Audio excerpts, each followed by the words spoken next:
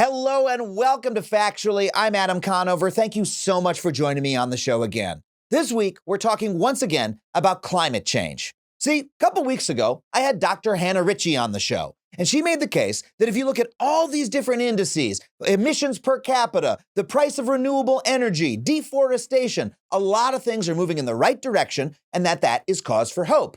Now, I expressed some skepticism about this, and a lot of you did as well in the comments below the episode. And that's because, we have made some progress, but the progress we have made is clearly insufficient. And even though we've made progress on some solutions that have leveraged the power of capitalism to, say, make one kind of energy cheaper than another, sell electric cars and stuff like that, well, that's kind of the easy solution, isn't it? To sell clean energy when it's just as cheap as fossil fuels. But getting people, or God forbid, massive corporations to give up fossil fuels is hard. So how do we push powerful interests in governments to overlook short-term profit for the long-term benefits of having a planet that's, habitable? I ask how because clearly we haven't done it yet. Climate change is only partially a problem of technology. Primarily, it's a social problem that our entire society caused.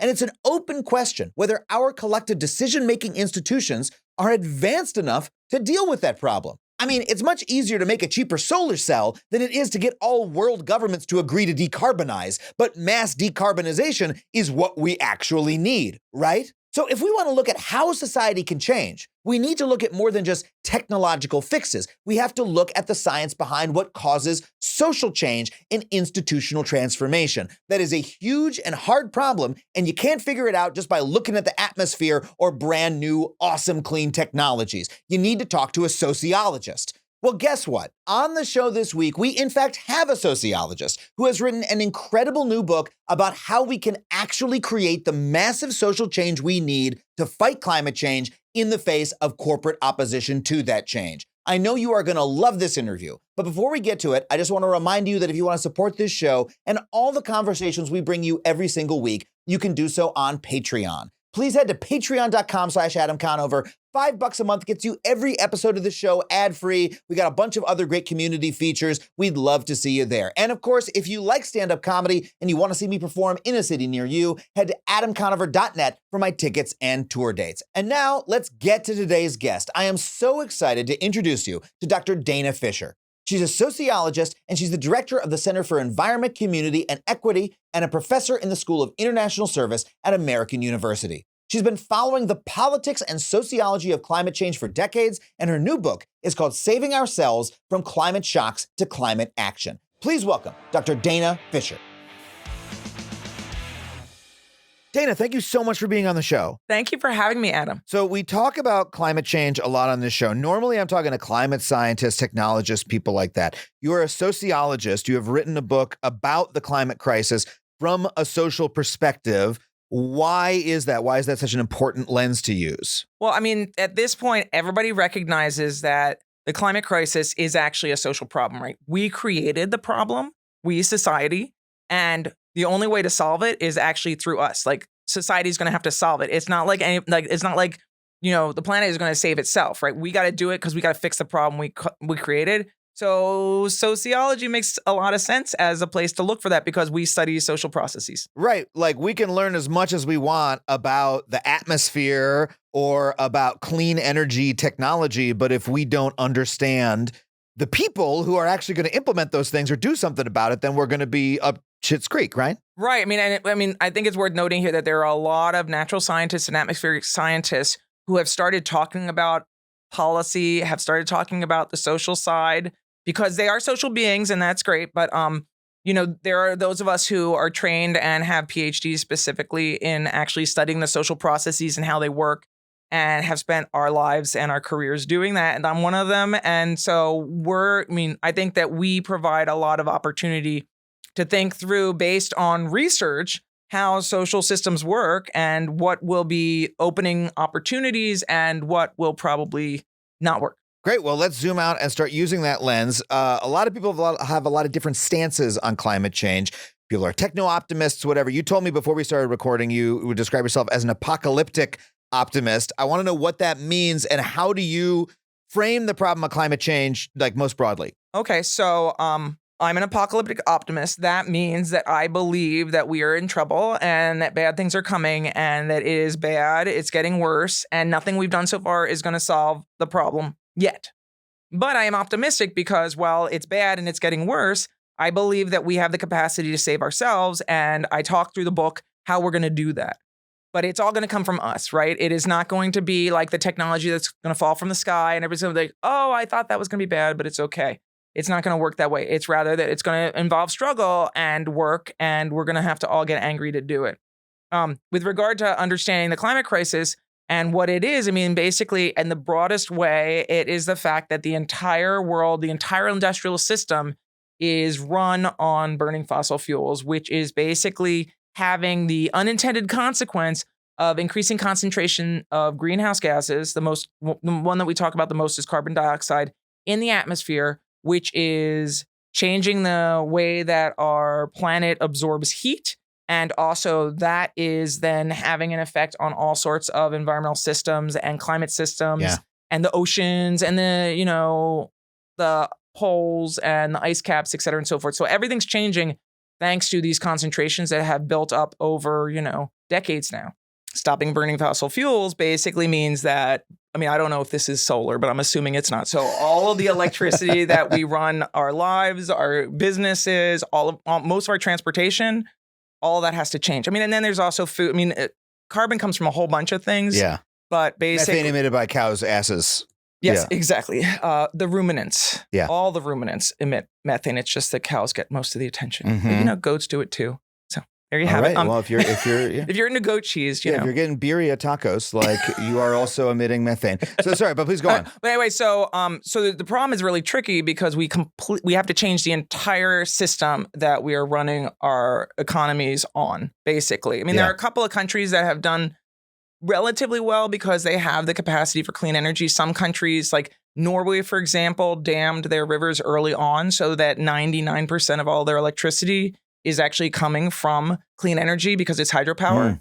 And there were very few people except for indigenous folks who lived up there. So they were able to do it really easily. We don't have that capacity here in the United States. Most countries don't have that capacity. Isn't Norway also a huge oil driller? Don't they have a gigantic sovereign wealth fund that comes from oil reserves? They absolutely do. And in fact, one of the things that's kind of ironic about it is they are using those resources to incentivize people within the country to switch to electric vehicles. Right. But they're still making money. They're still opening up areas for extraction, but then they're selling the oil to other countries. Yeah, see, this is a little bit of a tangent, but I went to Norway a couple of years ago, and lovely country. One of those countries where you go and you're like, why can't everything be like that? Oh, they got solar panels, they got wind. Oh, everything's so nice here. Oh, everyone's so polite. Oh, they got public transportation, everything's good. And then I look around for a little while. What's funding it? This kind of feels like I'm going to a rich kid's house. Mm-hmm. Like I live, I'm in a neighborhood, I'm middle class, but come over to my house. This kid's got a Super Nintendo. They got a fridge with an ice dispenser. What's going on?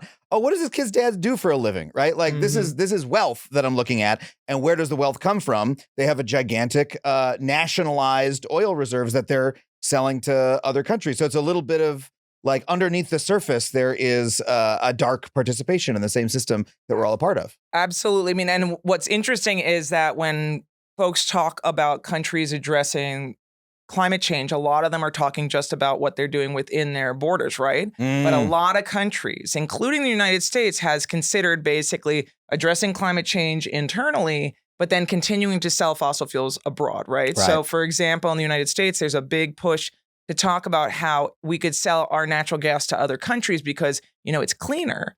And our labor practices are better, which, may very well be somewhat true, but it really doesn't solve the problem. So anyway, going back to the question, so the climate crisis is a really tricky one because it basically involves shifting everything and all the ways that we have industrialized and the ways that we live our lives. And that's one of the reasons that nothing really has been done in the past 25 years or 30 years since the climate regime began, which is the international kind of efforts to address climate change. But I think with regard to techno-optimism, the reason I'm no longer a techno-optimist is because I have supported and been excited by a number of different fads. In fact, I had a friend of mine who reached out and was like, oh yeah, clean hydrogen, they're calling it green hydrogen now. Green hydrogen, that's the answer, right? And the deal is that when I was in college, which was in the 1990s, we went through a whole period of time where we were like, woohoo, hydrogen is going to be the future, right? I mean, it's like, and that was a long time ago now. I recognize that. It's just that if we keep counting on technology that's not here yet, we're running out of time. I mean, hey, something's 5 years away that's going to fix everything. Yeah, right, I know. And then you have to have diffusion of the technology. I mean, it's not going to solve the problem if you want to, save large portions of the world that are basically, I mean, some of them are already going to be lost, right? Lots of small island states are going to be lost. Lots of coastal areas are going to be lost. Lots of developing countries are going to have to shift their populations to areas that are cooler or have the resources, because a lot of folks are becoming, areas are becoming resource scarce because of the climate crisis in terms of like water, in terms of food. And as a result of all of that, we're going to basically have to think about how we address it. And leaning into this idea that don't worry, the technology is almost here, right? Is just extremely dangerous. And it's not just dangerous globally, but it's dangerous for us here in the United States. I mean, look at Arizona. I mean, look at some parts of California this past summer. And this coming summer is going to be even worse. Yeah. So you said that nothing has been done, or very little has been done, for the past few decades. A number of weeks ago, we had a wonderful guest on named Hannah Ritchie, who wrote a book called Not the End of the World. A lot of the thesis of listen to the episode if you haven't. It was a wonderful conversation. It's a great conversation. I listened to it yesterday. Oh, okay, great. So I'd like to put you in dialogue with that, because I think it'll be really interesting. Now, her take is, I think a lot of people feel, as I did, I grew up in the Captain Planet era. We have to save the planet. It needs to happen. And then, here I am 25 years later, right? I'm like, we didn't do it. We didn't save the planet. Things sure seem to be getting worse. What the fuck, right? And a lot of Hannah's argument is like, actually, a lot of progress has been made. If we look at these charts and look at these graphs, we can see a lot of shocking, surprising progress has been made, and we need to continue that and increase it. She's often described by people as a techno-optimist. Certainly, people were in the comments of our post on YouTube calling her that. So I'm curious how you engage with that argument. What do you think that argument gets right, and what do you think it gets wrong, with all respect?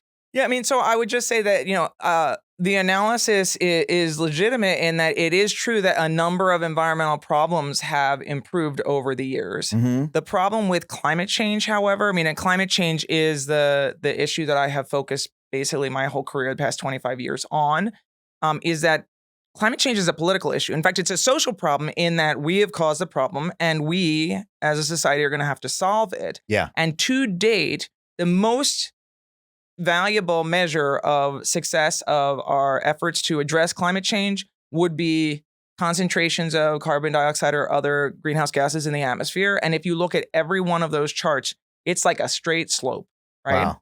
So it's not tapering off. It's not like flattening at all. No, I mean there was a blip during COVID, and we are back on track just like we were before. So yes, there has been a lot of efforts. There have been efforts globally through multiple efforts through treaties. I actually studied a bunch of them. So, I started out, my dissertation was on the Kyoto Protocol, which was like a lifetime ago, which was one of the efforts to address climate change. It was not successful for a number of reasons. More recently, we have the Paris Agreement, where most countries have not yet met and are not going to meet their commitments that they made back in 2015, right? Yeah. So, the thing about, the argument is that we, while things are getting better and we are per person maybe emitting less, we're still emitting more, right? Yeah. And concentrations in the atmosphere are continuing to go up. And that is the only thing that the Earth cares about, right? Yeah. The Earth doesn't care about if each person is emitting less. I mean, sure, that's better. But the population's going up too, right? Yeah. So for me, I'm looking at the bottom line, and I also am looking at the politics of it, right? The other thing that a lot of people talk about is how we do have policies, right? We have a policy in place here in the United States now, finally, after years, and I have studied all of the failed policies before, so I was delighted to be able to write a paper about a successful policy in the Inflation Reduction Act, but not, still, we continue to emit more greenhouse gases every year, and temperatures are going up, and we got a problem. So, it's been going on for decades. They've been having these big conferences, and everyone's optimistic, right? Right afterwards. I remember I did an episode of Adam Ruins Everything right after the Paris Agreement, and we covered it as it was covered by basically everyone at the time. This is the largest step that's ever been taken It shows international cooperation on a scale we've never seen before. Mm-hmm. It's, there's such reason for optimism, et cetera, or this is the best reason for optimism that we have.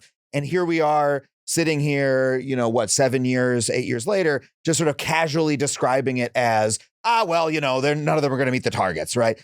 So what are the impediments to when all of the people at these conferences and all the people running the most important countries, US, European countries, China, all agree about the problem, right? They're certainly not ignorant about it. Why is progress not being made? Well, I mean, before we talk about progress not being made, I just want to say, I mean, one of the things that's interesting is that they have these meetings every year, and people fly all over the world to go to them, and the participation at these events has exploded over the past few years. Wow. And I mean, this past year, they had this wonderful diagram of all the people who took private planes in and came in, and I mean, including some well-known folks here in the United States who showed up in their private planes. They didn't even carpool. They all took their own private planes, showed up, and then we're like, oh, climate change, bad. We have to do something about climate change. Yeah. But they're not actually practicing what they preach. Now, so I just want to make that. But these individuals are so important that, of course, their travel is worth. It's a little extra carbon, but, Bill Gates, he's got to be here and there, right? He's got to be, if he doesn't get from Lisbon to Buenos Aires in 20 minutes, then people are going to die, right?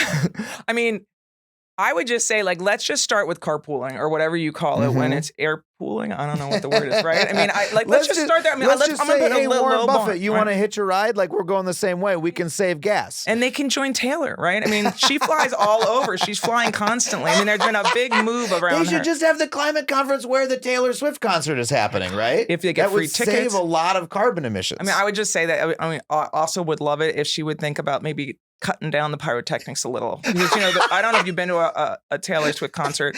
I have kids. I've been to many Taylor Swift concerts. You're there with an air quality sensor going guys, we're in the purple. She said, don't breathe in. Everybody hold your breath now. I mean, but it's just, it's very consumptive. Let's just put it that way. But okay, going back to your question. Yes. If I can remember what your question was. Oh, why is it not working? Yeah. Is that the question? Okay, so the reason it's not working is that all of these countries are symbolically gesturing that they care about climate change. I mean, everybody cares about climate change now, except for a very small proportion of people in the United States. But that's different from actually acting on it, because acting on it is not easy, like we talked about before. So to act on it means basically committing to phase out fossil fuels. And fossil fuels are a huge part of economies of many industrialized nations. We just talked about Norway.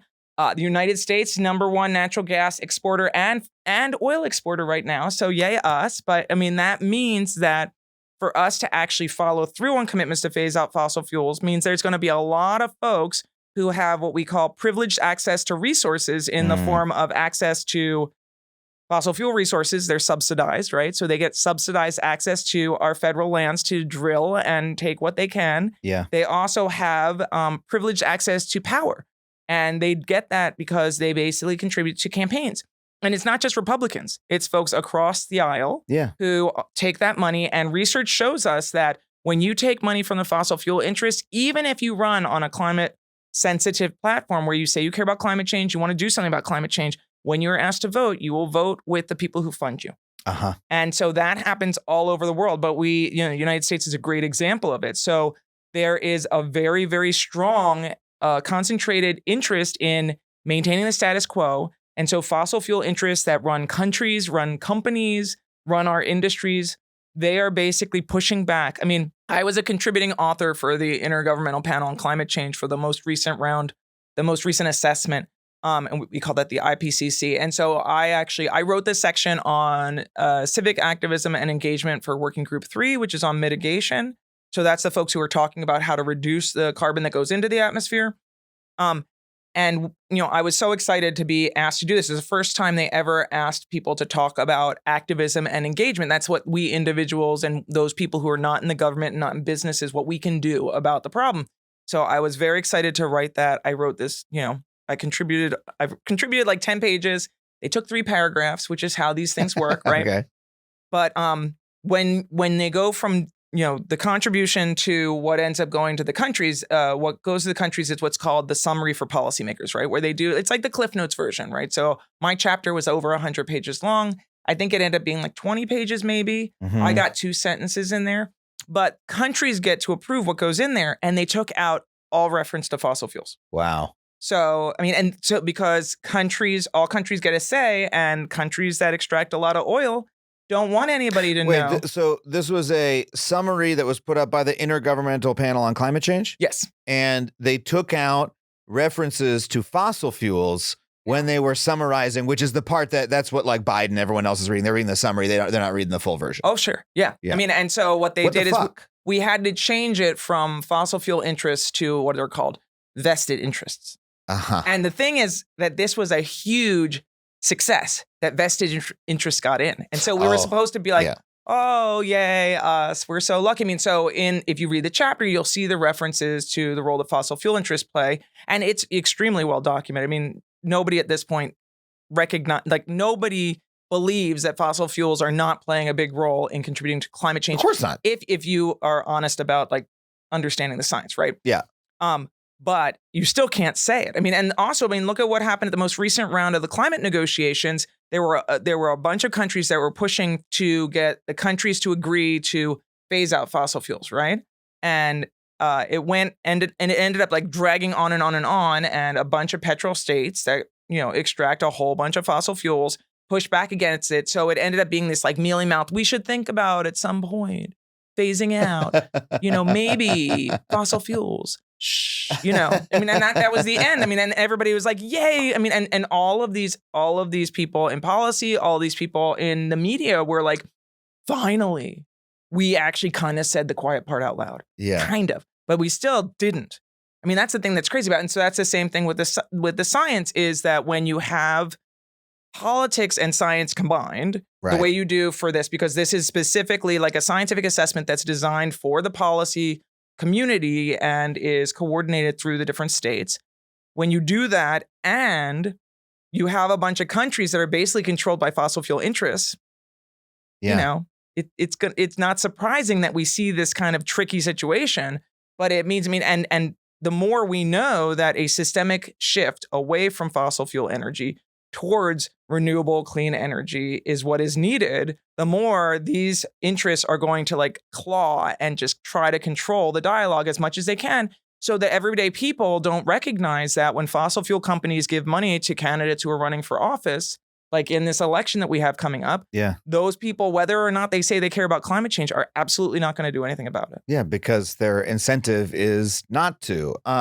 But what you're talking about, what you talked about, 3 different pieces of that story is politics, right? When you are writing and trying to get the right language into the report, that's part of the political process, as is fossil fuels companies giving money to candidates, as is entire countries who are basically bent to the will of the fossil fuel makers.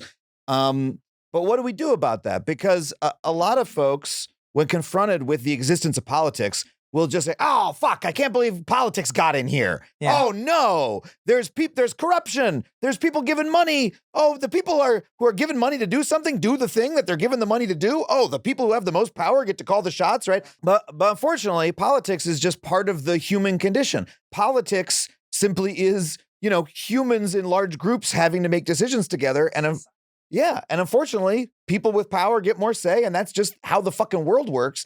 And if you want to do something about it, you have to reckon with the political social system that you live in and figure out how to bend it to your will to do the thing that needs to be done. So, I don't want this to be one of those episodes where we sit around and go, I can't believe the fossil fuel companies are have their finger on the scale. They should stop it, because they're not going to. No, they're not. What do we do about that problem? Well, I just want to say, though, that what you're just pointing out here is exactly why we can't just say everything's going to get better if we ignore politics, because that's the way decision-making happens. And if you ignore the politics and just assume technology is going to fix everything, well, then you're just going to be really, really sad in 20 years or even also, less, right? Guess who's going to be in control of the technology? The people with the political power. And if you didn't ignore politics, or if you didn't pay attention to politics, then you're allowing those people to continue steering the ship. 100%. So what's going to happen now, or what do we need to do right now? I mean, this is what I lay out in the book is that, the beginning of the book is all about how we cannot count on decision makers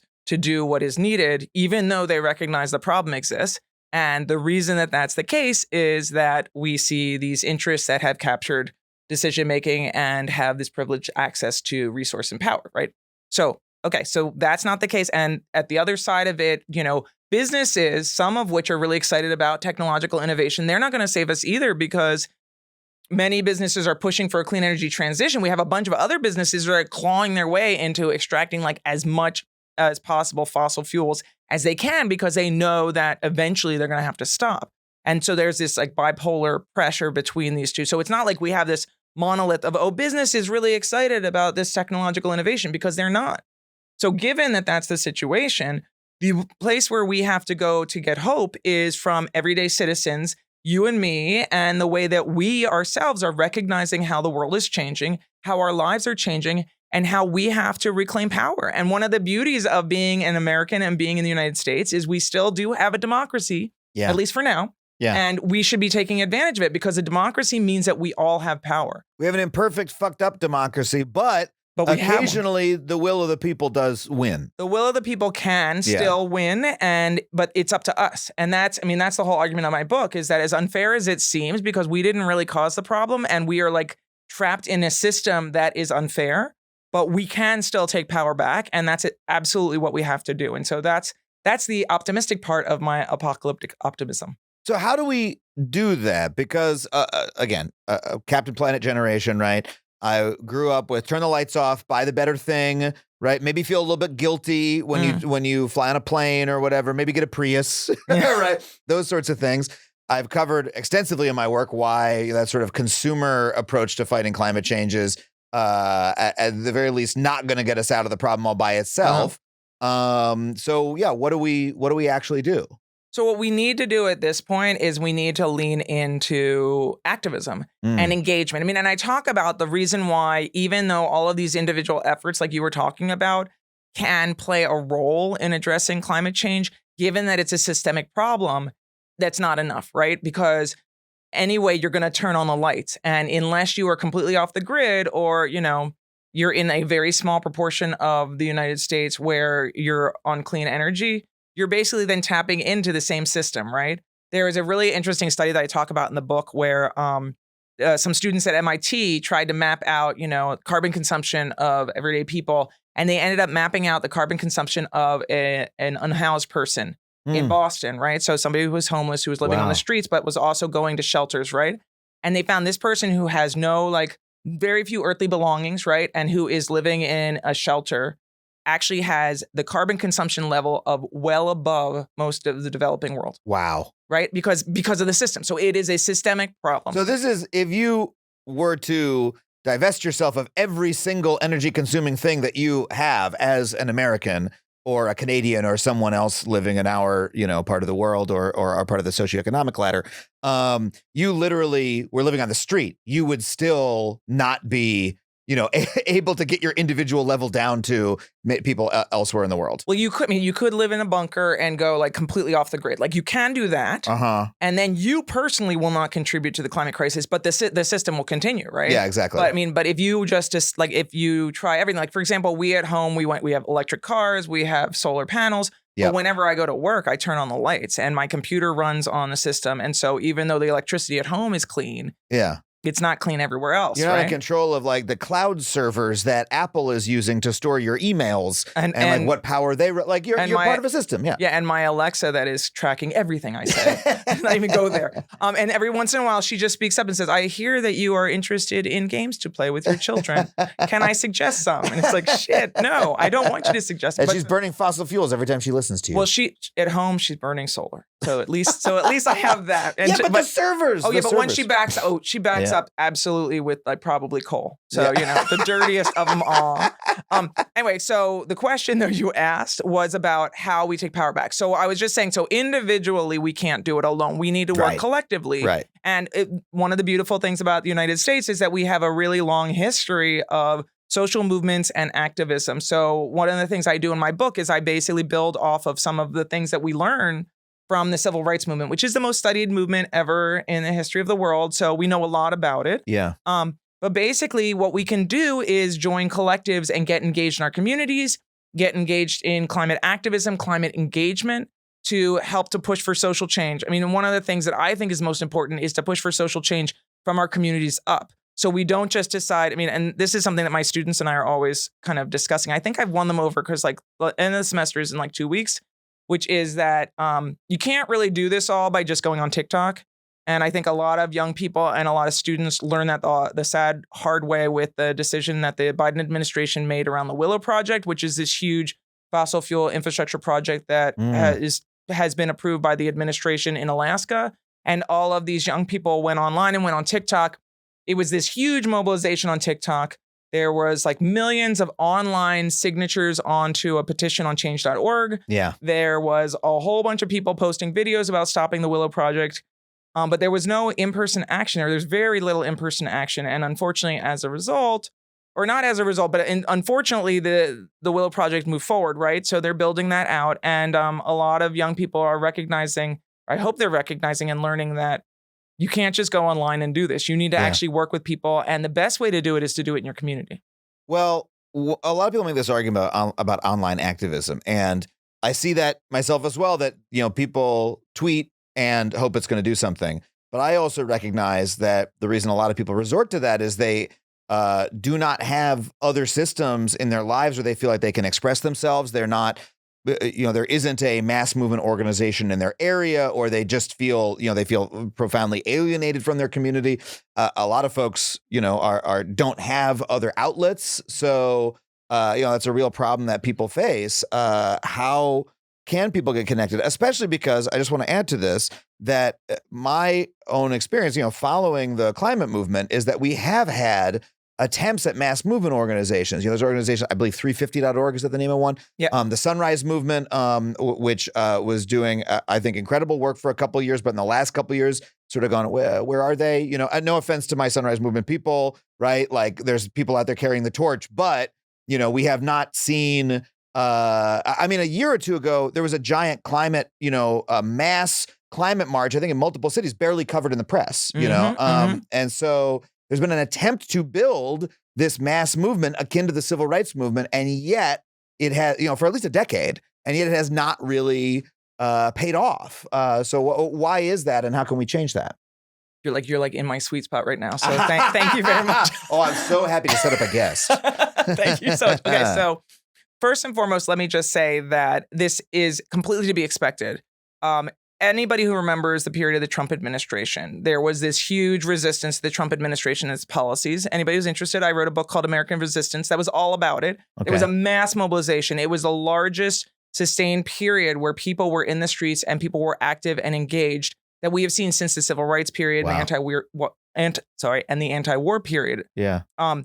So that was like the 1960s, 1970s, right? So since then, this was like remarkable. Everybody, the Washington Post did this survey, and they said that like, what was it? 1 in 4 people had been to a protest in, during the first 2 years of the Trump administration. Multiple types of protests. It was the Women's March. It was the wake of the murder of George Floyd. It was like a bunch of things over a span of years. Yeah. So it was a span of the whole Trump administration. So the resistance was amazing. And people were the most civically engaged they have been in decades, right? But so what happens when a Democrat takes office is frequently we see the left kind of sitting back. And I actually wrote we can take a load off. Oh boy, exactly. Joe's in there. What's on TV? Finally, I can catch up on my reading. Where's my Ann Patchett book? Reading. Okay. Maybe. I hope so. Reading is a good thing. But so it was not surprising. But and I actually wrote a piece that was like, Biden's success is the death of the resistance, and the resistance did die. So you mentioned a couple of different organizations. 350.org is still around. They do great work. Sunrise is still around. They do great work. But these groups have a lot less capacity to mobilize people because the general public on the left, when there's a Democrat in the White House, they're like, all right, I think we're good. I'm going to take a load off. I'm going to pay attention to my kids. I'm going to catch up on my Netflix. Maybe they're going to read. I hope they're going to read. But, I think maybe they're going to read your book. Maybe they'll read my book. Maybe that'll get them back out in the streets. But so that's all to be expected. And that's what I talk about in my book, is that we know that, first of all, that activism is cyclical and people are going to need something that motivates them to get out in the streets and to connect collectively, especially because most people don't have what we call like organizational infrastructure, which is connections to organizations that are in their communities that help them get active. And we know that organizations play a very important role in channeling people's concerns, their anger, their outrage into action. Yeah. So we need that. So how does that then happen? And what I talk about in the book is that it's going to come from the experience of climate shocks. And I can give you some evidence around this, is that the largest climate march that we've seen since Biden took office, so since, in years now, was the March to End Fossil Fuels, which happened last fall in New York City. And it was right before the UN meeting where the Secretary General said you have to actually have some sort of commitment or you're not allowed to come to my meeting. And so a bunch of countries, I believe the United States even, were not invited. So it was a very interesting, it was very interesting. Didn't really do anything. But a real Regina George move. Yeah, but he was trying. I mean, he was really trying. Anyway, so 75,000 people marched in the streets of New York City. And one of the things I do is I survey protesters. So I went out with a team of researchers, students who were working with me, and we did what we call like a field approximation of a random sample. So we basically went through teams throughout the whole crowd and surveyed people to get information on who they were, why they were there, et cetera, and so forth. You're doing sociology. Yeah, I'm a sociologist. Yes. And but this is like a lens that the climate crisis is not often looked at through. It is unfortunately the case. I mean, so it is increasingly looked at through a sociological or social scientific lens. But one of the things that's really unfortunate is that while we know a whole lot about how the world is warming and how a little bit more carbon in the atmosphere will affect warming and will affect hurricanes and et cetera and so forth, I mean, always more accuracy is necessary. We know a heck of a lot less about the people who will respond and what we will do and how it will matter. Yeah. And so one of my hills that I'm going to die on is saying that we need more research funding to support that, because social scientists get like pennies on the dollar. Right. We spend so much money researching the hard sciences. We spend so little on researching the people who we need to implement what the hard sciences come up with, right? Well, I would say it's even worse than that. It's the people who are causing the problem, right?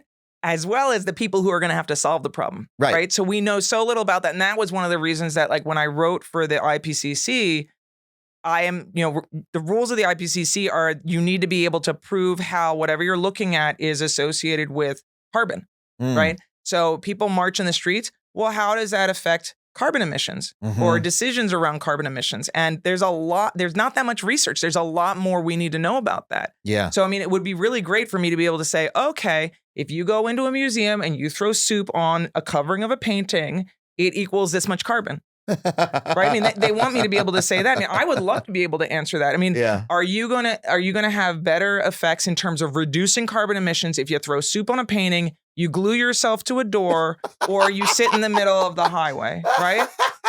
But I mean, it's an important question. And how much, so the reason that folks are doing that kind of activism, which is a lot of what I talk about in the book, is because they're trying to get media attention. So it's really it's like a boomerang, right? It's an indirect process. So you do those things, you're going to be in the media, and a bunch of people are going to say, he sucks for doing it. And then other people are going to say, but he has a point. I should join a movement. And so they will very rarely be like, I'm going to throw soup. No, they're going to say, I'm going to go work with like a more benign, a kinder, gentler group. So I may join like League of Conservation Voters or Sierra Club, or I may do something around my local elections or something to do something around weatherization in my community, something like that, right?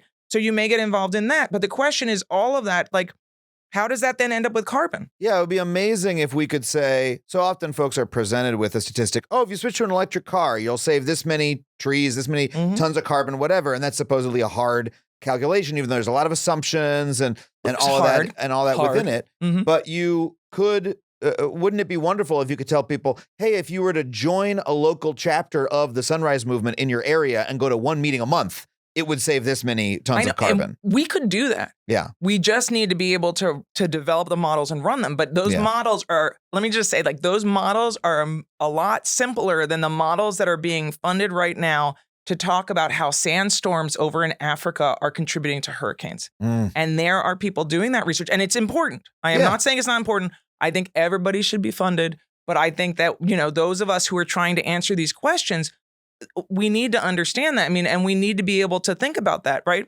Yeah. If I were talking to like the general public and you want to do something, is it better for you to support a candidate who won't take fossil fuel money and is running for office locally in terms of your carbon? Or is it better for you to get electric school buses into your schools? Mm-hmm. Or is it better for you to go and try to get your local school, universities to divest from fossil fuels? Or is it better for you to throw soup on something and or crazy glue your foot to something and get a bunch of media attention so that everybody starts, complaining about you, but talking about the climate crisis, because it absolutely works that way. Yeah. And I mean, we could do those things. And I'm hoping, there are a couple of us who actually wrote a piece for Nature magazine that came out right before the last climate negotiation. So in the fall, where we basically talked about all the things that we could study and we know a little bit about, but we need to know so much more about. And unfortunately, so far, we haven't gotten $1 to do that work, but we know that work is necessary. Eventually, we will do the work, but I hope it won't be too late, because people need to know now what's the best way to get involved. Yeah. But the take-home message of the book is that anything that anybody is willing to do is what you should do, because we are in an all hands on deck moment. People need to get involved. They need to get connected. They should do it in their communities. Oh, I mean, I wish I had said, one of the other things that would be really valuable to do is to like do the modeling to say, if you do something on TikTok versus you do something in your own community, what's the carbon there? Right. And you and I both know how that carbon's going to lay out, right? Because just, the question of how much posting on TikTok actually leads to reductions in carbon or more consumption. Could be, maybe, right? Hey, everybody, you know how much I value internet privacy. We have talked about it many times on this show, and that is why I gotta give a big shout out to Surfshark for sponsoring today's episode. In our digital age, you simply gotta be online, but you also don't want anybody peeking over your shoulder while you're browsing, right? And that is where Surfshark comes in.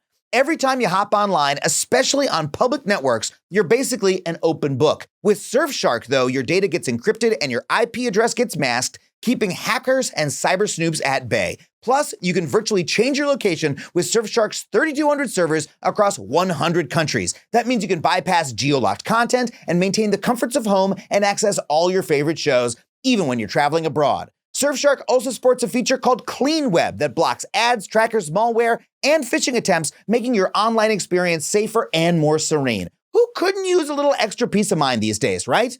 And get this, Surfshark doesn't just keep others out of your business, they keep themselves out too. They don't monitor, they don't track, and they do not store your online activity. They use no connection or activity logs of any kind, just pure peace and privacy. And I am so excited to share that Surfshark has a deal for Factually listeners. Get 3 months free with a 24-month subscription. Just head over to surfshark.deals/Adam Conover or use the code Adam Conover to get started. With a 30-day money-back guarantee, you've got nothing to lose. Check out surfshark.deals/Adam Conover or use the code Adam Conover and start your tranquil era of worry-free browsing right now. You know, I am all about those little pick-me-ups throughout the day. Whether it's conquering work tasks or doing chores around the house, I need a little treat to reward me. It is a must. And you know what gets me smiling every time? Japanese snacks. Not only are they bursting with flavor, but the cute packaging and quirky vibes add an extra layer of fun. That is why teaming up with Boxu, a Japanese snack subscription box, has been an absolute delight.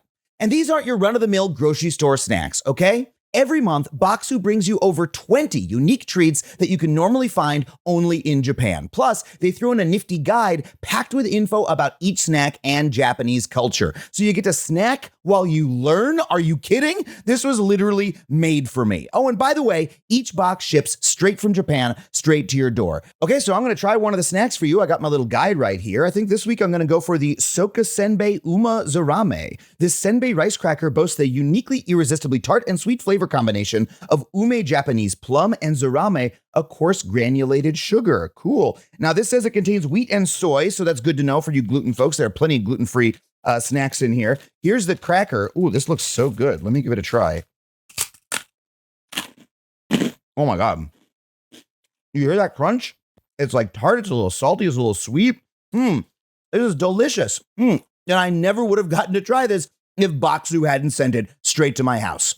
And you know, my favorite thing about Baksu is that they support small family-run businesses in Japan. Baksu has sourced your treats by working with over 245 small makers in Japan, helping out their businesses and helping to preserve their traditions. So if you love trying new and interesting things, or if you know somebody who does, you have got to try out Baksu and get these snacks shipped straight from Japan to your door. And right now, you can use the code FACTUALLY for $15 off your first order on Baksu.com. That's code FACTUALLY for $15 off your first order on Baksu.com. That's BOKKSU.com. I want to return to this point of climate shocks, you said, is going to mobilize people, because you said, actually, let's return to something even earlier. And I didn't finish talking about what I found from the people in the streets. You dropped so many ideas on us. We're going to go through them one by one, Dana. Okay, cool. Because you're an incredible interviewee. So you talked about organizations. Okay. Organizations are really important to get people, mobilized and make things happen. Something I've talked about before in my work that my wonderful research producer, Sam Roundman, is constantly reminding me. The reason the NRA is very powerful is not actually the gun lobby's money. It's the fact that it's a mass, the lobby, the money is important, right?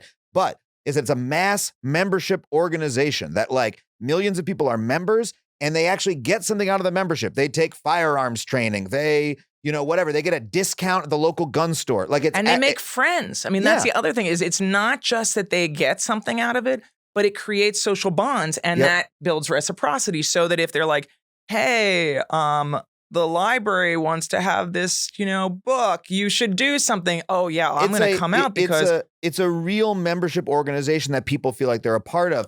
That's also part of why, in my own personal experience, unions are so powerful, because it's an organization that actually matters to your life. It's about your workplace. It's your workplace connections. You can, exercise power and really feel it. It is really vital in your life. Churches are really important to people for those reasons. The social bonds. I think some of the problem with organizations like a 350.org, like, hey, why don't you join the climate movement and, come to a thing, is it's like, what immediate relevance does that have to people in their lives, right? Okay, I signed up for a mailing list, maybe they send me some mailers and stuff like that, but it is lacking that immediacy of, this is an organization that I am a part of and that it interacts with my life in multiple ways. Go ahead. I was going to say, so one of the things that I talk about a lot in my last book, in American Resistance, is the way that there has been this shift in the past decade or so as social media and technology has diffused more, where a lot of organizations decided, particularly on the left, decided to do the shortcut where they no longer have members, but they have email lists, right? And as a result, individuals will be, members or connected to many different organizations simultaneously, because it's a very easy ask. But they don't get anything out of it. They don't meet in person. They don't actually feel any bonds to anybody else. And in my last book, I talked about how my sister and I went and volunteered with Swing Left during the 2018 election. That was the last chapter of the book, where we went out and we decided we were going to go to, an area in Virginia, and we were going to see, I was like, let's experience this, how this is working. Because this was a big resistance group. They'd emerged during the Trump administration to try to push back and to try to help take power back. And so I was like, okay, so my sister and I decided we would do it together. And we went there, and while we ended up meeting Terry McAuliffe, who was the former governor and actually ended up running for governor but did not win in Virginia. So we got to meet him and have a conversation with him. We met nobody else the entire time that we did our work with this organization. And we walked away having done stuff. I got one email saying, hey, you guys knocked on this many doors this day. And it was amazing, because it was it was crazy, because people were blocking the street, parking to do this in this one area of Virginia to work on this election, but nobody met anybody. So I felt no contact, no connection to this organization afterwards. There's no reciprocity there. What if they had at the end of that said, hey, let's go out for beers. Hey, here's oh my gosh, Pete. Yeah. And then you make friends, which is something that I've experienced in the labor movement, right? That I have new friends and new colleagues, right? I'm literally going to go to a labor conference later this year because I want to meet more people, et cetera, et cetera. Yeah. I would say that it's also valuable. In a union, people are very connected because it's connected to your work and to your life. One of the things that a lot of people have asked me out of the new book is I talk about how we create social reciprocity and how we create resilience in our communities, which is absolutely necessary, right? And so when we think about climate change, and I know we're going to talk about climate shocks in a minute, but when we think about climate change, we know that communities are going to be hit with extreme events, right? Which I call climate shocks. But we need to address them in terms of thinking about how we environmentally prepare, but we also need to socially prepare. And that's where these kinds of organizations can also play a very important role, because as you get hit with an extreme, like an atmospheric river here, or a tornado, or a hurricane, or a drought, or a flood, or, the list goes on and on and on, unfortunately. The communities are going to have to respond, and having those connections matter a lot. And one of the things that I've been thinking about, and a lot of people have been asking me, is where do we get those connections? Because we have many fewer of them on the left, which is what you were pointing out originally. And so we know churches, we know other religious groups, we know schools provide that. I mean, certainly one of the ways that Sunrise was so successful is by building hubs within schools, right? But another place, and this is something that I'm actually starting to do research on and work with in my team at American University, is we're looking at libraries. Libraries are in communities around, are in all communities, right? Everybody has a library, or almost everybody has a library, thankfully. And they provide information and access to books and knowledge, right? And they could also provide a lot of other things. For example, I mean, I'm assuming here in California too, libraries help to distribute COVID test kits, right? Yep.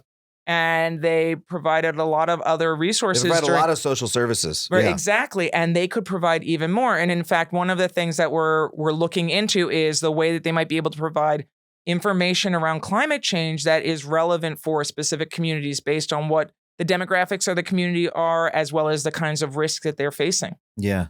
When you talk about these shocks causing, these organizations to grow and maybe, have a closer relationship with the public, which is what we need. We need climate organizations that people feel connected to in a more real way, so that, they can actually ask something of people. Hey, show up and do something. And people go, hell yeah, I will, because I'm a member of this organization.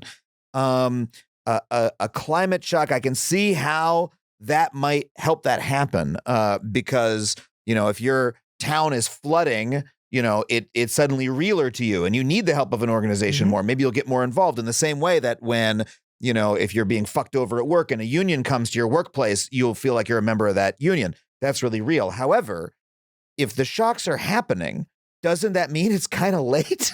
No, we are. It is a very late hour already for climate change and for the world. And as a result, there's no question that people are going to lose lives and people are going to lose homes. I mean, we're already seeing it. I mean, insurance companies are pulling out of parts of all over the United States. And then that doesn't even consider developing countries, which have contributed the least to the climate crisis, but they're being hit even more, and they have much less social support, right? Yeah. Certain, small island nations are flooding.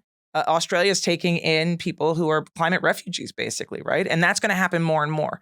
But so it is a very late hour, but it's not too late for most of us to save ourselves. And, that's why I start in the beginning of the book by saying, I hope to see you all on the other side, because, I mean, as much as it sounds kind of glib, I mean, it's absolutely true. And we are not taking seriously the threat. And that's one of the reasons that a lot of climate scientists I know are starting, these are like the natural scientists, the atmospheric scientists, are becoming activists, because they're like, we're done doing research. We're going to scream at the top of our lungs, because what the hell else are we going to do? You guys have to listen to us. But nobody's listening to the dire message coming from the scientists. But so with regard to climate shocks, what I think is really important to recognize is that there's a lot of research that talks about how after disasters, windows of opportunity open. And we could see it after Hurricane Katrina, Hurricane Maria, Hurricane Sandy. I mean, I know a lot of my examples are hurricanes. After the wildfires that hit here in California, there are these moments where all of a sudden people can do things and policymaking shifts a lot. And this is what I call an anthro shift in the book. And in that moment, what we see is, the social system shift to be able to support people because they know that the people need the help. Yeah. And that is when we can see the types of systemic changes that are so needed actually happening. Unfortunately, at this point, we don't have examples of that kind of lasting change. And I talk in the book a lot about the example of the pandemic and the way that all of a sudden when people started feeling the risk themselves, like the risk, oh my gosh, I could die, my kids could die, I could pass on this deadly disease to somebody older in my family. People supported the idea the world shut down, right? We stayed home. We homeschooled, which, was really fun. We baked bread. We created gardens, right? We gardened. Yeah. We did all of these things at home. We stayed inside for a long time. We wore masks, which and people got mad after a while, but like especially for the first couple months, people were really on board. People were vigilant, right? And our government changed, right? It supported us. It gave out more resources. It forgave loans. It stopped, people from getting evicted, right? Yeah. It did all of these things. That was an anthro shift. Yeah. But over time, when the risk level went down and people started being like, oh, I already got it, wasn't that big deal, or I got vaccinated, or what, it's not worth this. Yeah. They went back out and, we're basically back to, normal. And I frequently, when I talk about this and I'm doing my book tour now and I'm talking to crowds and I'm like, and I see 0 people in the audience wearing a mask, even though the pandemic continues, right? Yeah. That shows that the shift, we went back, like it's multi-directional and we can go back. And that tells us how bad it has to get before we're really going to mobilize. I mean, one of the hopeful things, just going back to my surveying people in the crowd, back to sociology for a moment. Yeah. So I surveyed all of these activists in the streets in New York City, 75,000 people in September last year. And I asked them, for the first time I asked, one, did you experience a climate shock? And I didn't say climate shock. I listed a whole bunch of things that we know are climate shocks. Wildfire and smoke from wildfire, extreme weather, extreme events, sea level rise, flooding, right? And what was amazing is over 85% of the people in the crowd reported experiencing at least one climate shock in the past 6 months. Wow. I mean, and a lot of it, so we were on the East Coast, a lot of it was wildfire and smoke from wildfire, but also sea level rise, flooding, and extreme heat, right? Yeah. So so the people who are mobilizing are experiencing climate shocks. Yeah. And the other thing that I asked them is, there's been a lot of talk about emotions and people feeling like climate anxiety or feeling so despondent from the crisis that they're not doing anything. And so one of the things I wanted to do is see what people in the streets were feeling. What is motivating them to get out in the streets and get off their sofas, right? And the top emotions for people in the crowd were sadness, makes sense, right? And anger. No hope. People in the streets were not particularly hopeful. They were there because they were pissed off. Yeah. And there is historical precedent that we know that people who join social movements and are willing to take a stand, they usually are angry. So, come to think of it, hope, especially in the Obama era, got such a big reputation. Oh, hope. That's why we're out there. Well, hold on a second. If you have hope, maybe you'll just sit at home and be like, yeah, I hope things will get better. Like, things will probably turn around. Exactly. There's hope. Don't worry about it. If you're pissed off, you might take to the streets and start shaking your fist and throwing things. Absolutely. And you might be willing to glue yourself or get arrested, right? Yeah. I mean, a good piece of evidence on that point is that while we did the survey in the streets, I also worked with a team of folks who did a nationally representative sample of people who were not in the streets at the same time to see how much they experienced climate shocks and what emotions they were feeling. And so they had a lot less experience personally with climate shocks. And they were hopeful about the climate change. Huh. So people who were not in the streets are hopeful and less angry. And people who are in the streets, less hopeful, angry. But they're there. That is so fascinating because I have taken as a thesis for a long time that, look, there's such a vibe out there of the world is ending, right? It's all over. If you scroll on TikTok, you'll see a lot of people who feel that way. Well, hey, I'm a member of the last generation, so why even bother?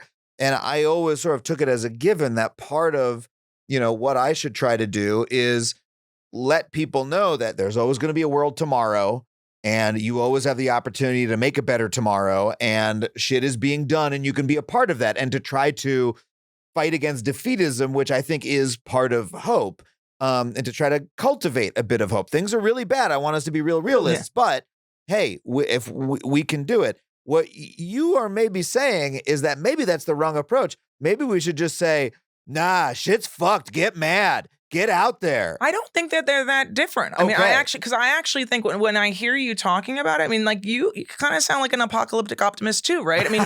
I mean, it's that's the realistic stance, right?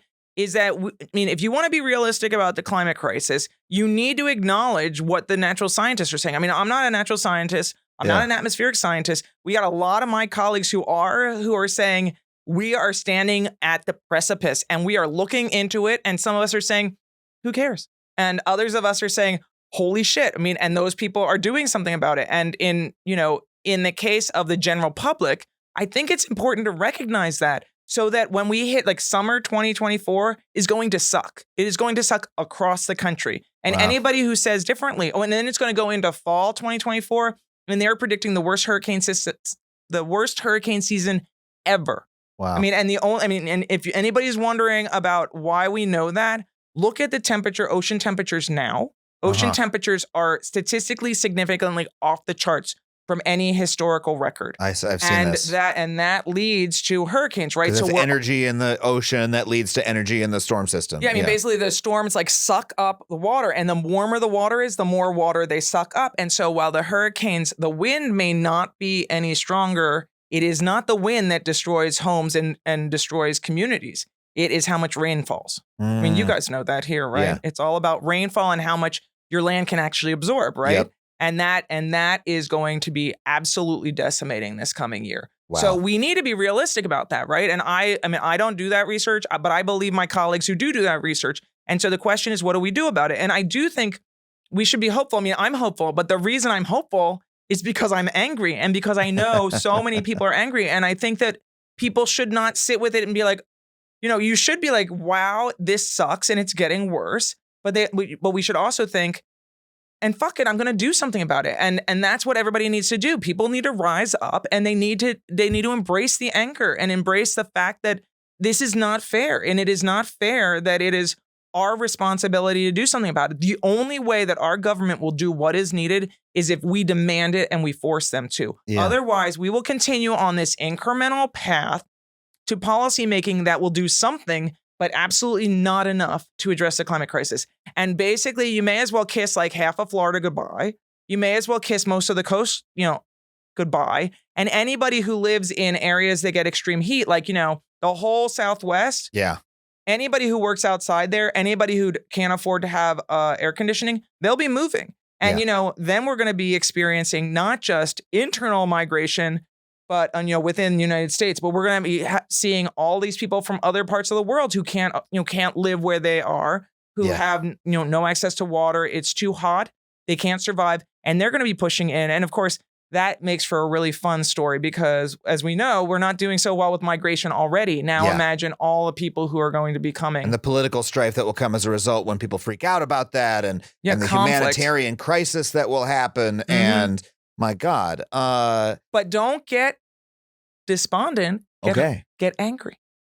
That's a great message. No, seriously, that was I'm the angry sociologist. That's that's a wonderful message and a wonderful speech that you gave. I hope you could speak to my own darkest thought, which is that on some level, humanity, like our social technology, our social ability to recognize what's happening as a system of humans, and honestly, our individual ability to do so is sort of outstripped by what is happening. I something that stuck with me for a long time. I read this maybe a year ago.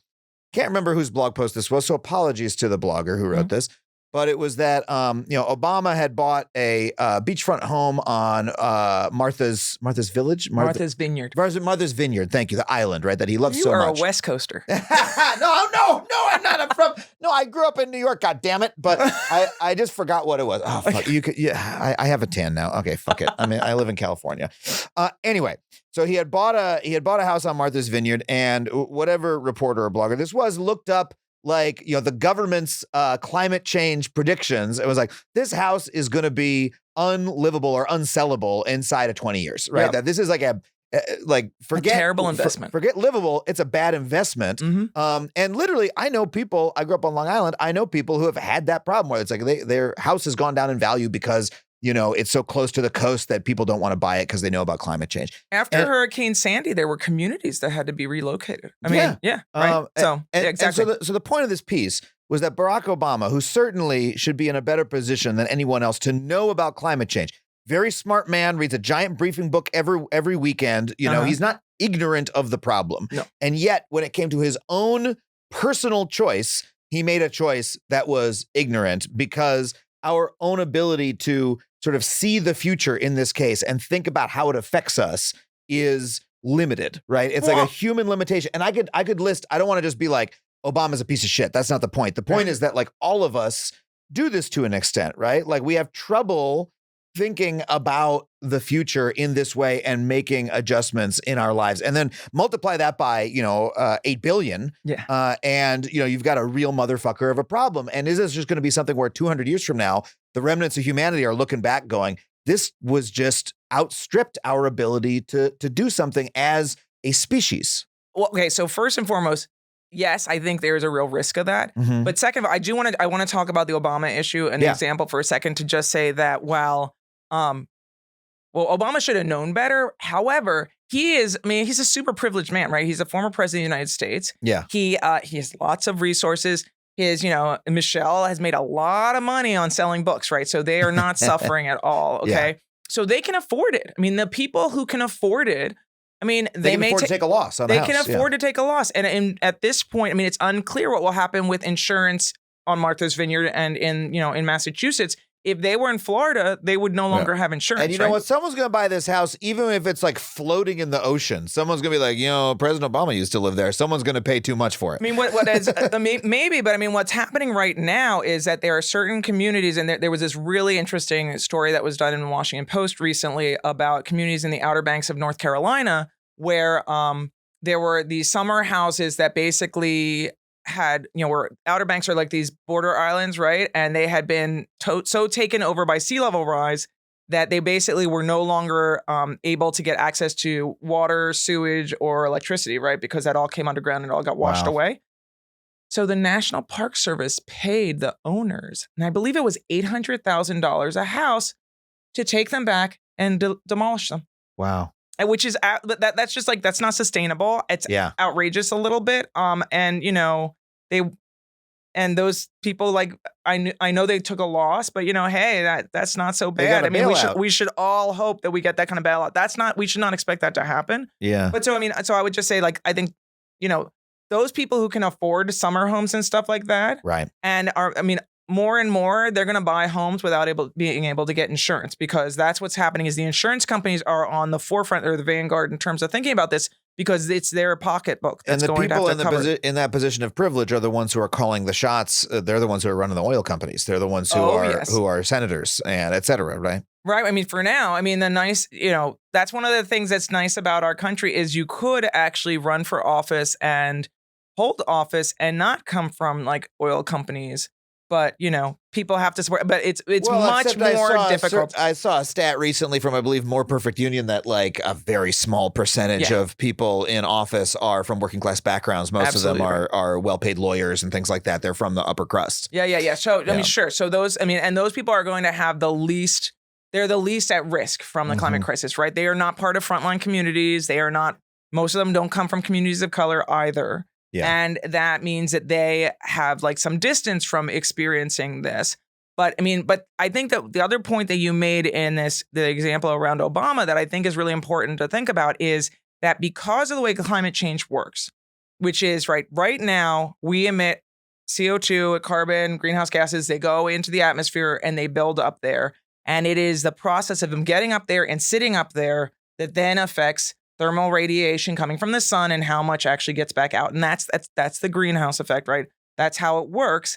And that then has this effect on all these patterns, et cetera, that the natural scientists are talking about. It is a slow process, right? We know, for example, if tomorrow everybody stopped burning fossil fuels and everybody just turned off the lights, we would not see an effect in terms of all of this, the effects of climate change. The climate shocks would not stop immediately. Wow. So given that delay, it makes it even harder. Not only is it we've got these folks in positions of power who are controlling all the resources that are making decision-making slow, but it's also that there's a delay there. Yeah. And that means that this is such a tricky problem that there is just no question in my mind that we are going to have to get a lot more apocalyptic before we're going to get to the optimistic side. Yeah. Because we need people to experience this firsthand to get angry enough to make those kinds of decisions to change their behaviors. And a lot of those decisions and those changes, they're not going to be fun. Some people will be able to buy a Rivian. Congratulations to you, right? But most people were talking about having to take public transit and hope that it becomes electrified. Yeah. And that is, having tried, right? Having tried to get around in public transit here in LA, I can tell you I do it every day. Sucks. Well, it's look, If you planned it that way, right? You planned it that way. I plan it that way. I've molded my life around public transit in LA. And go to a major city in Texas and tell me that public transit in LA sucks. Like, at least we fucking have it here. I'm serious. Like, okay, fair enough. Like Los Angeles has second highest public transit ridership in the country. Because there are buses. A lot of cities in America do not have them at all. But, I saw speed. I know about the buses. Point well taken. That it is the system is simultaneously, too spread out. Buses run too rarely, too uncomfortable, not enough shade. Speaking of climate change, Mm-hmm. There are all these problems with the system. And they're not electric. Yeah, and they're not electric. Makes it far more uncomfortable and unpleasant and inconvenient to ride than it should be, despite the fact that it's a better option than many people, in this city think that it is. But it almost seems like you end up not rooting for the shocks, but saying like, hey, things are going to get worse. But in a way, that's a good thing because it may finally cause the societal response that we need, where people are really fucking getting out there and getting angry and saying, protect us because we are actively dying. Right. I mean, but unfortunately, that process is the only way I see it working. Right. Wow. Because the government's not going to step in and save us because they basically are going to lose. I mean, the folks in power are going to lose those funders who fund their campaigns. And that's how our political system works, unfortunately. But that is how the system works, right? So that's not going to change. Some of the businesses are going to push for clean energy, but a whole bunch of businesses are going to say, hey, maybe we can extract more natural gas and send it to other countries and we'll make money on that. So they're going to do anything they can to stay the course. So systemic change is hard. We're going to have to push for it. And it is true that we're going to need to have, I mean, I'm not rooting for climate shocks. I am being just realistic about what's coming. Yeah. I mean, I just hope there are some people, some scholars who are talking about these like cascading effects and not knowing how it's going to have huge, effects on, in terms of thinking about how weather patterns will change, how the different ocean currents will change. And this is all people who do stuff that I do not do and I don't, know a lot about, but I read when I see the story, the pieces come out in top journals. Those things could really change the whole way that, weather and temperature and climate works all over the world. And we don't know. I mean, it could mean like droughts happen in places that never were dry before and floods, and places are inundated in ways that were never before. But we should expect that these kinds of things are coming. So my feeling is we just should take whatever is predicted and assume that it could be as bad as that. And we can hope it won't be. But that is where people are going to start to get angry because it's when you have the personal experience of the risk that gets us mad and gets us motivated. And then we work through the organizations that exist or build our own organizations to put pressure on those in power. And it's only when those in power actually feel at risk of losing power that they finally make a difference. And they make the changes that are needed. And we learned this from the civil rights movement. Those are a perfect example there. I mean, you actually are giving me hope that it's weird. You give me a weird kind of hope that like as things get worse, that creates the conditions for things to get better, that there's a natural sort of countervailing force. And that honestly sounds more plausible to me than like, hey, the price of solar is going to get so cheap that eventually the problem's going to solve itself. Like I can hold out a little bit of hope there too, but also, I think things are getting a little bit worse. But the idea that is going to, cause change and cause a mass uprising of the sort that we need is believable. And it seems to be, borne out by history that, it's when people are under the most intense pressure that, look at the labor movement, right? That like the labor movement was born out of the incredible depravity of the late 19th century, right? The incredible misery forced people to stand up and fight back. And then, the labor movement worked. And, starting in the middle part of the last century, we had, the rise of the middle class and like safety protections and the 40-hour work week and all these things.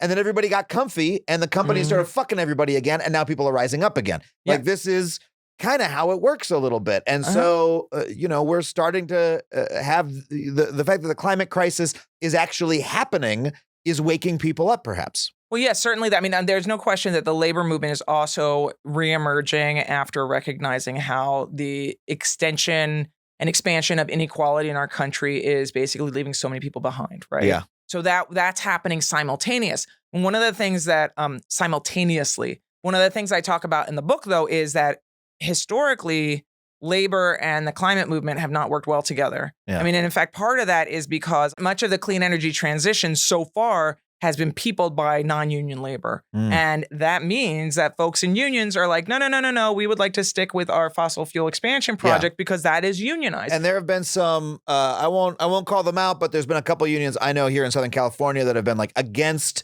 different climate change regulations. Hey, let's electrify. Well, hold on a second. If you work in the gas industry, maybe you don't like that so much. Of course. And, I mean, and it's understandable, but it is, it is against.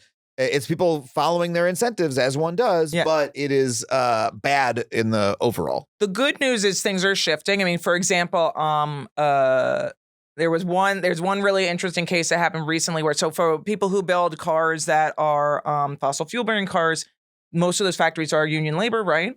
Yeah. The folks who build the batteries for electric cars historically have not been union labor. Right. And so if you want to push for more EVs, you're pushing away from using union labor. Right. But there are now efforts, and there's some really good people who are working on trying to work together to unionize consistently, so that is not the challenge of the worker, because it's not really fair. Yeah. And because that is really necessary to help to merge these movements together. And a far-sighted union leader would need to see that, as I think some in the auto industry are finally. Yeah, they're finally starting to do that, and I think that's going to continue. I mean, I would just say that, the other reason that we shouldn't have a lot of hope so far about the clean energy transition is that so far we've seen an expansion in consumption of clean energy in the United States, thanks to a lot of federal funding from the Inflation Reduction Act, et cetera. And the price of, renewable and clean energy has gone down quite a bit. But what's happened is actually our overall energy consumption has just grown. Yeah. So we continue to still burn and consume as much fossil fuels, but there's more. The percentage is better, but the actual literal amount of fossil fuels being burned has not gone down. And that's why the carbon concentrations continue to go up. So you said earlier it was almost a good way to end the podcast, but I had more I wanted to ask you. You remember before when you were like, get angry and get out there, right? Oh, yeah. How should people do that? Like how should people, join the movement if we would like to make sure we don't need quite so many climate shocks before we do something, right? We want to get started early so that we have to go through less of those. That's it. Yeah, that's exactly what do people do. Yeah, that's exactly the argument that I make, is that the more people reclaim their power and mobilize and start working together, the less climate shocks will happen, and the less people will, lose life and lose their livelihoods, right? Because that's basically where we're going. So, I mean, the book ends with 3 points. Great. 3 things that we can all do to save ourselves. And 2 of them are for people who want to be activists. And 1 is for, your everyday people. So I'll just talk to the activists first.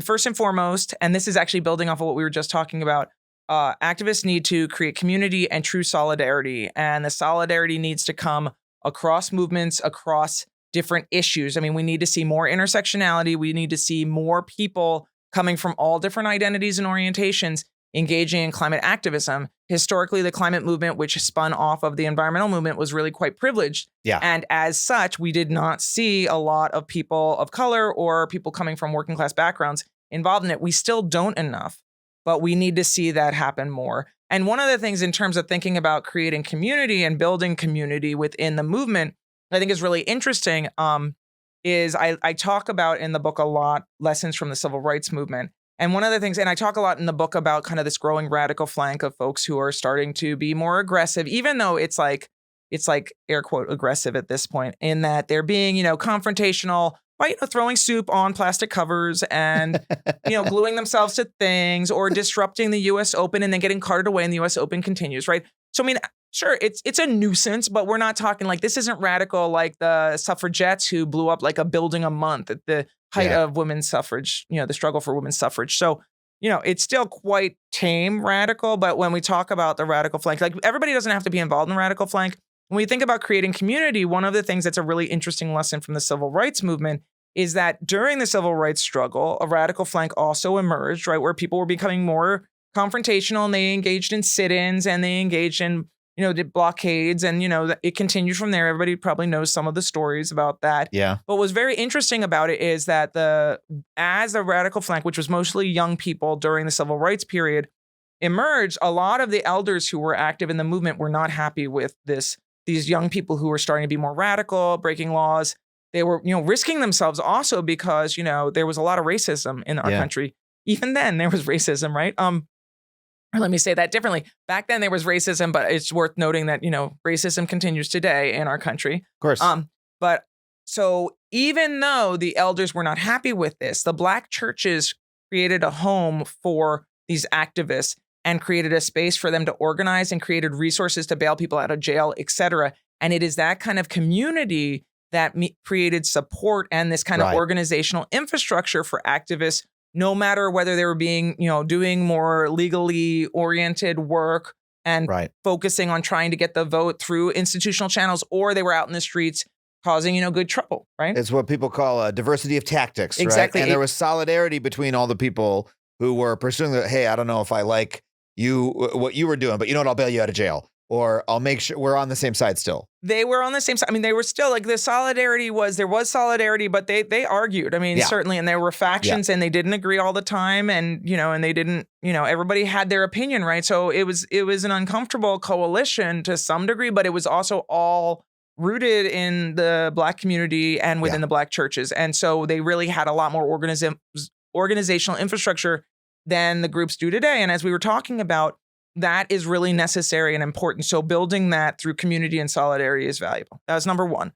Number two is taking advantage of moral shocks and capitalizing on violence against activists. And this is really, we haven't talked that much about civil disobedience. Civil disobedience is becoming a more common tactic among activists. I mean, I'm going to just say, like, everybody has heard of Greta Thunberg, and Greta just got arrested again in the Netherlands last week. She is a perfect example, and I talk about her quite a bit in the book because she started out doing this very kind of very, simple tactic where she was just sitting on the parliament steps, right, holding her sign and skipping school, right? It was not confrontational, and she has become increasingly confrontational, and she has basically become part of the radical flank of the climate movement. Yeah. So her personal trajectory is like a really good example because we're seeing that for activists around the country and around the world, right? But what's interesting is that many people then say, oh, these activists, they're going to get violent. There's very little reason to believe they're going to get violent. What is much more likely, and I talk at length about this in the book, is that people are going to get violent against them. Yeah. They're going to be repressed by law enforcement. I mean, we're seeing that. We're seeing a little bit of that in the United States. We're seeing that more and more around the world. But we also should expect that there are going to be counter movements that will rise up and be aggressive and violent against the activists. And it is an unfortunate reality. This is what happened during the George Floyd movement, right? Exactly. Where you had the police violently attacking protesters, and then you had vigilantes showing up with guns and shooting people and saying, that's because the protesters are violent. Exactly. So that's a wonderful example. I mean, the other thing worth noting here is, and I talk in the book about the moment when President Trump basically had all of these peaceful protesters tear gassed in Lafayette Square in Washington, D.C., for his photo opportunity. But the thing is that, and this is a perfect example of how activists can capitalize on violence, is that, these were nonviolent protesters and members of the media who got tear gassed, and they were harmed physically, and they drew attention to this. And the protest the next day was like twice the size. Yeah. And that is how it works, capitalizing on these moral shocks and the violence. I mean, and there are other examples from the civil rights movement where we saw, dogs called on activists, people beaten up, et cetera. And so forth. The list goes on and on. Those are the iconic moments of that movement. Exactly. Yeah. And those were the moments when people who were sympathizers to the movement mobilized in solidarity. Yeah. And it is those moments of solidarity. I mean, the George Floyd, the moment when we saw the protests after George Floyd was murdered were moments of solidarity. And one of the reasons we saw so many people, white people in the crowd and people who were coming out because of their intersectional motivations, is because they were not willing to sit down after observing and witnessing an unarmed Black man being murdered by a policeman on social media, right? So that was like a moral shock that motivated people, and they got angry, right? Yeah. But so that's number that's number two. And number three, and finally, and this is for people who don't want to do activism. You do not have to be an activist to help us save ourselves, right? You can be just an everyday citizen. And that's the final one, which is about cultivating resilience. And as I said before, when I talk about resilience, this is about building our communities so that they can withstand the climate shocks that are coming. and come they will, right? Yeah. So we know they're coming. And depending on where you live, you know what you're in for, whether it is extreme heat or extreme weather, atmospheric rivers, tornadoes, etc. When those things hit, first of all, we need to rebuild in ways that we can handle that more, because we know they're going to keep coming. Places that experience sea level rise, you need to make sure that your community is capable of handling flooding, the kind of flooding that's going to become regular. I mean, and hopefully the flooding that will not overpower your community, but still, there are things you can do. So you need to be environmentally resilient, but more importantly, I would say, we need to be socially resilient. I've been talking with a lot of groups that are working on disasters, and they keep telling me about how what they basically have been funded to do mostly is what they call like disaster response. And that is like the number one thing that a disaster response is it's mucking and gutting, which is really, really not glamorous work at all, right? Mucking and gutting out after floods, after fires, etc., right? That is the response. But the problem is that you need to also think about the recovery, right? And recovery is rebuilding in a way where your community is more resilient.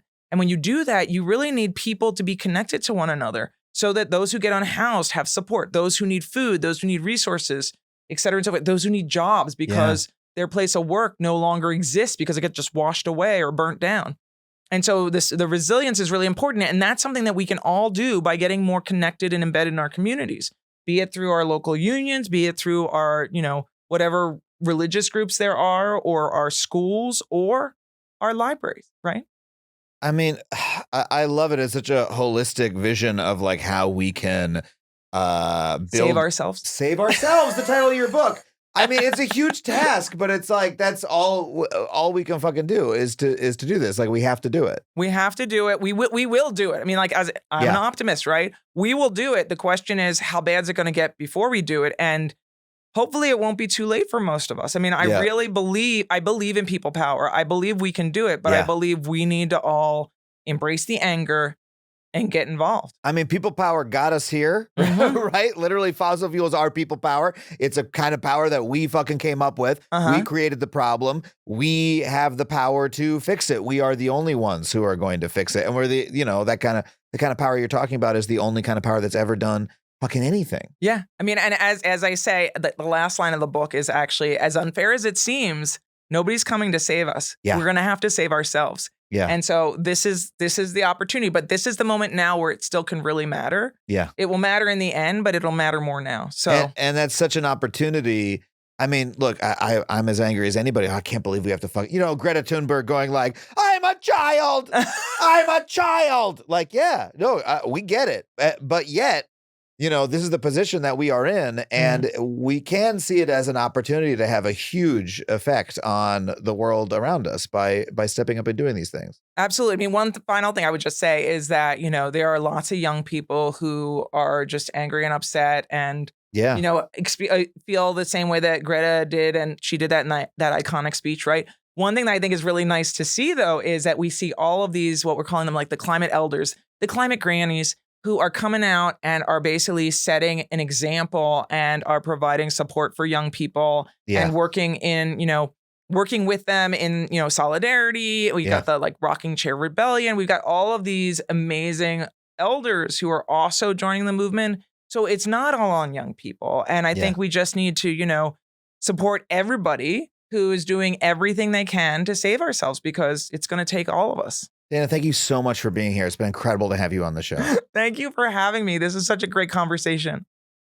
Well, thank you once again to Dr. Dana Fisher for coming on the show. If you want to pick up a copy of her wonderful book, you can do so at factuallypod.com/books. That's factuallypod.com/books. And when you buy a book there, you'll support not just this show, but your local bookstore as well. I also want to thank everybody who supports the show on Patreon. Head to patreon.com/Adam Conover. $5 a month gets you every episode of the show ad-free. For $15 a month, I will read your name at the end of this podcast and put it in the credits of every single one of my video monologues. This week, I want to thank Kevin Sosa, Josh Brio, and Mask When You Can Protect Your Community. Thank you so much for your support of the show. Again, if you want to see me do stand-up comedy, head to adamconover.net for all my tickets and tour dates. I want to thank my producers, Sam Roudman and Tony Wilson, everybody here at HeadGum for making the show possible. Thank you so much for listening, and we'll see you next time on Factually.